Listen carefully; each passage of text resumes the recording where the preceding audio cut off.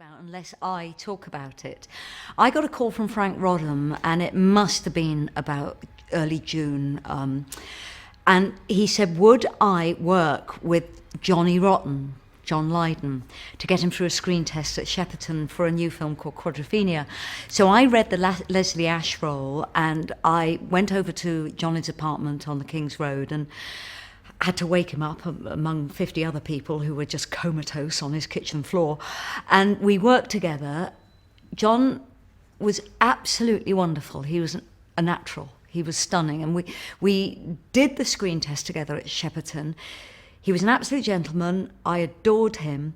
And then I get a call from Franc Roddam saying it's not happening because no one will insure a film with Johnny Rotten in, which I thought was slightly heartbreaking. And then I heard nothing else. And at the time, I was just finishing a film with Katharine Hepburn and being directed by George Cukor, which is a pretty major thing to do for a 19-year-old. And I heard nothing. And I knew where Frank was based, which was at Wembley, and I turned up outside Wembley. I remember banging on the window of his office and saying, come on, see me for this.